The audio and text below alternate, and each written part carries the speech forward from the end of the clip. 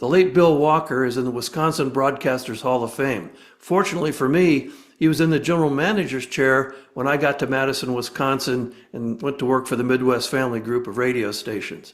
And one thing he said to me early in my career has stuck with me, and I've passed it on to thousands of advertisers and hundreds of thousands of advertising salespeople. He said, Chris, an advertising program is like an exercise program. You should never start either one with the intention of ever stopping. 50 years later, my friend Tom Levine, who has an advertising agency in San Diego, who sold radio, managed radio salespeople, wrote an article called Strong Medicine.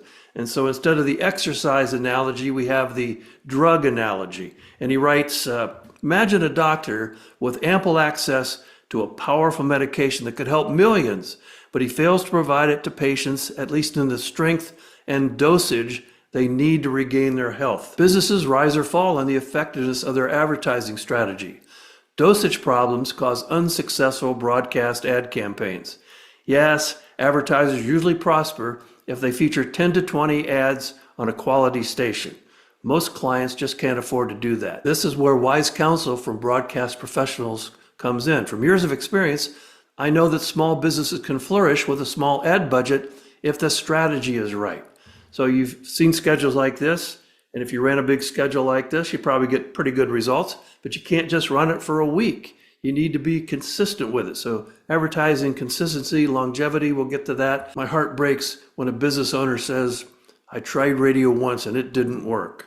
Often they put their toes in the water with a short-term, high-frequency radio advertising event package sold by an inexperienced, well-meaning ad rep. Many times deadlines meant there was no time to listen or analyze the client's needs and expectations. Sadly, event packages are frequently sold because the radio station is falling short of financial targets. The focus should never be on the station. This is wrong.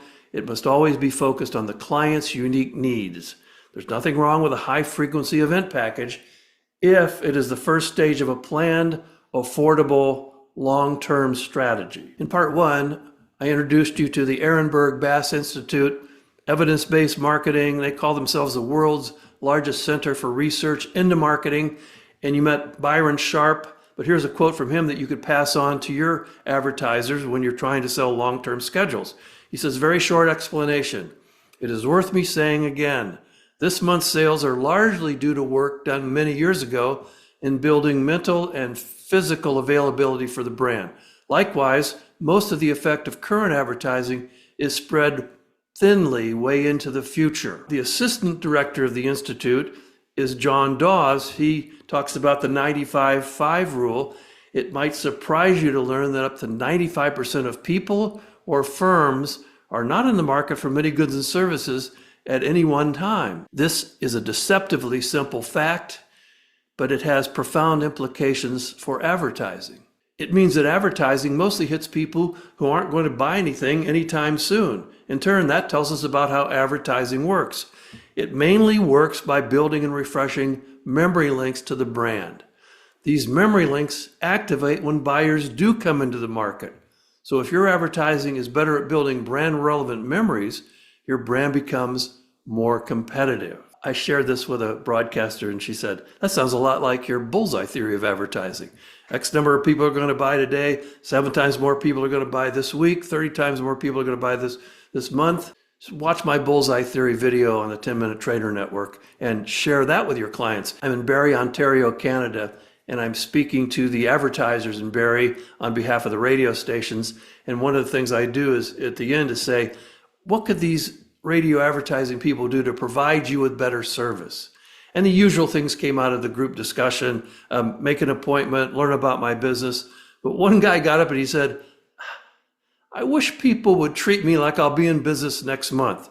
In other words, they're bringing in the package of the month, but there's no strategy or long-term planning. And so that's what clients really want. And if you're a client, that's what you should be demanding.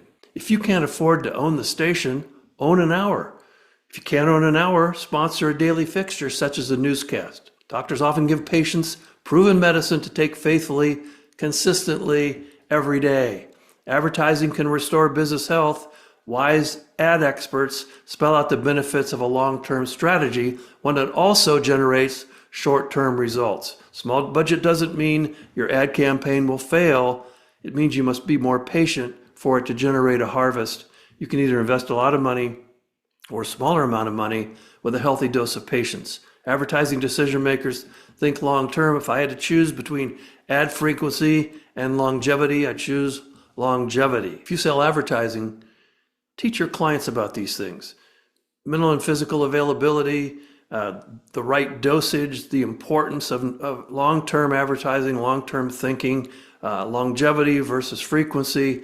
All these things are concepts that you can pass along to your advertisers, just like I passed Bill Walker's quote along to hundreds of thousands of people over these last 50 years. Talk soon.